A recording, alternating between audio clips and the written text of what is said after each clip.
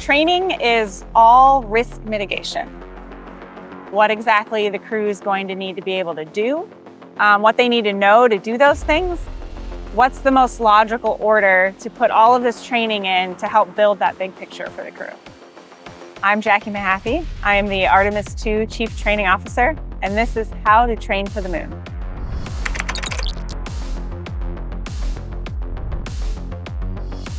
We're here at the Johnson Space Center, where most of the training for the Artemis II mission is happening.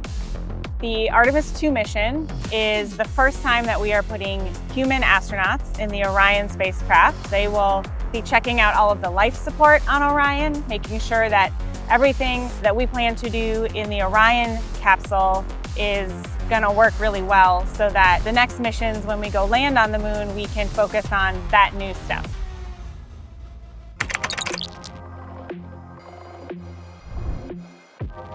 This training for the crew, we've basically had to invent from the ground up. We got together the teams of experts on how to operate the different aspects of Orion. Any particular week, I might be working with a particular set of those instructors on developing a lesson for the crew, taking a look at what is everything we think we should teach them or ideas we have of things that they should know or be able to do, and look at which of those are going to best enable the mission success. And so we started giving them an introduction to the Orion vehicle, what kinds of systems we have on it, the basics on how they work.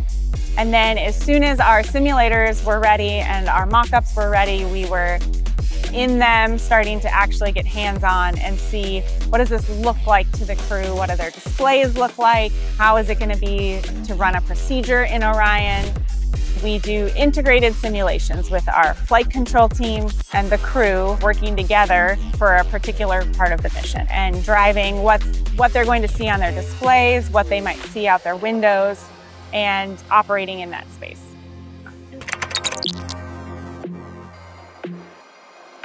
I'm Toby Martin. I'm the lead engineer for the Beta Dome at the Johnson Space Center.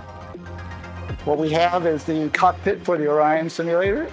It has the full simulation behind it, and we have out the window view so they can see what's happening outside the vehicle and immerses them into the environment so that they feel like they're actually flying. We project that on this massive dome behind me. We have a number of projectors that are meshed together and project that image. We can change the simulations out, and we can change the scenarios out so that people can come in and we can usually accommodate that in fairly short order. I'm Grace Lauderdale. I'm the Exploration Project Manager, and we're sitting here in the Orion Mission Simulator at the Johnson Space Center. The training simulator trains the flight control team as well as the crew. The simulator is unique in that we have the communications network integrated into the sim.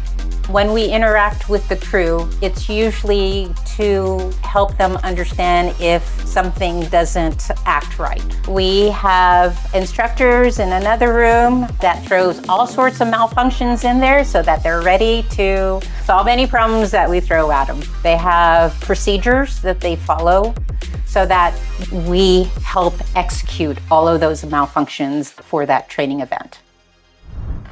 One of the things that's really important to the crew is making sure they have time to pre-brief and, of course, debrief afterwards. We say often in training that the training's only as good as what you take home, what you've actually reflected on. And so when they come together, not only are our instructors teaching them about the vehicle, but they are teaching us back about how to have that crew perspective of working in space or the things that are going to matter most so that we can then go write procedures or plan their day in a way that's going to be effective.